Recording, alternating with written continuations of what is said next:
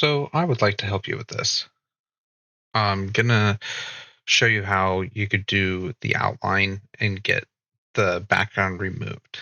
It looks like you already have the background removed, and it looks like you're trying to do a stencil around them. So let me show you that. So I'm gonna go ahead and switch over to Illustrator here.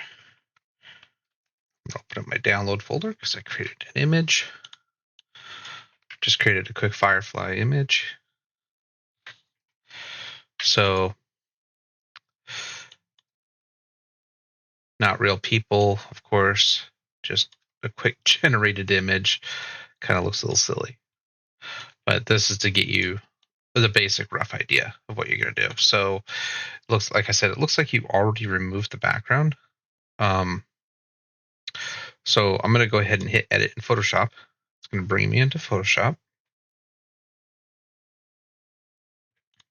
And while that's going, I'm going to go ahead and save. Oop, that did not give me.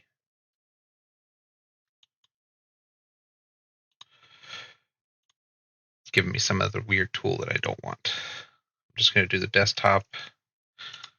Save. All right, Photoshop's open. So the first thing we do is remove background. Quick and easy. Works like 99% of the time, so let's see how well it did. Did good enough for me to do what we're going to do here. So I'm going to crop it also.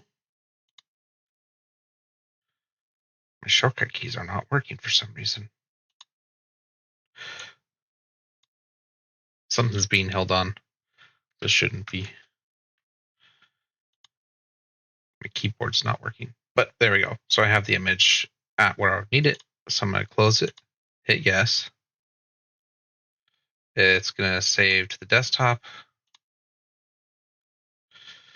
I should be able to come back here. I'm going to turn off PDF compatibility to make it save faster. Don't need that for this one. I'm going to relink this. And it's going to be on the desktop. At least it should be. Oh, there it is. Just a different icon. There we go. So now I have the photo without the background. As you can see here, if I put it over in the gray. So what I'm going to do is I'm going to copy it and then I'm going to paste in front. What that did is in my layers here, it should have given me an extra object of it. Then I'm going to come over here into live trace and I'm just going to select silhouettes. So it's going to give you a basic rough silhouette of them. And then what I'm going to do is I'm going to expand the tool panel. And in the tool panel here, I should be able to bring up this threshold.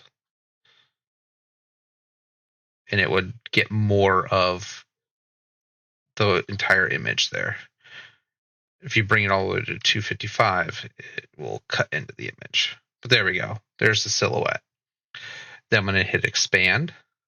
And then what I could do is send it backwards. And I'm going to make it pink just so that way we can see what would be revealed as the actual cut line. And then all I have to do is I'm going to put my layer palette back and I'm going to bring out my appearance palette here. I am just going to do a stroke over the top of it. So we're going to add a new stroke and this will be pink just so we can see it. And I'm going to make sure that it's a round corner on both sides. That's it. That's how you would basically get it. Just need to create a silhouette around it. And then if you need to fix that path, like this right here, you don't want those ruffles to be patterned out. I'm just going to go to the pen tool and draw between these two paths. Make sure I connect one side to the other, and it will clean that up a little bit. And if there's spots where you want a little bit more revealed, then what you can do is add a little bit more reveal back. Like down here, I don't want it to cut inset right here, so I'm just going to draw straight across. You could hold down shift and get a straight line. Same thing here. So I'm going to start here, hold down shift, I'm going to cut all the way across. And then same thing over here, cut all the way across. And as you can see, there's an inner piece right here, which I'm going to lock that photo layer and I'm going to delete these internals. So the easiest way to do that is select direct select with the plus, so holding shift, cut, and I'm just going to paste behind or paste in front of where I was working.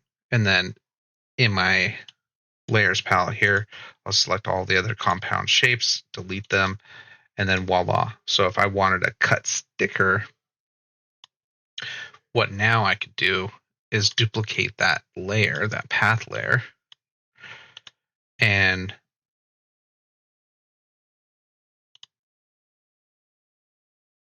I'll turn off my original with my current one selected, object expand, and then object expand, and it would outline the stroke. And then what I could do is with it still selected, I can unite.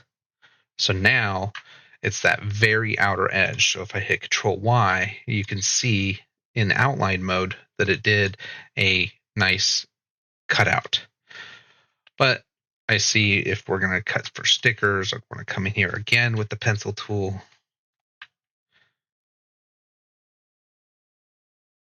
And then I'll just simply clean it up.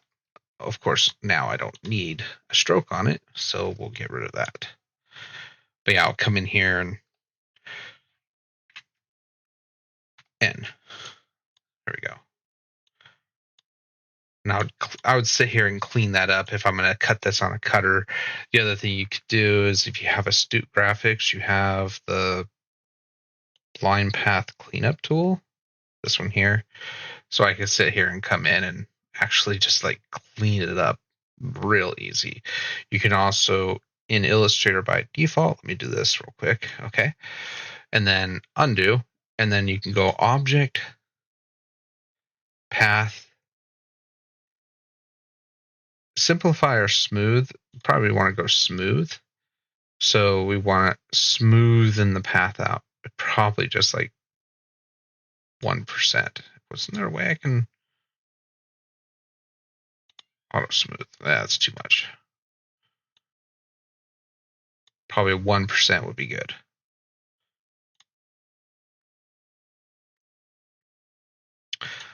That's that.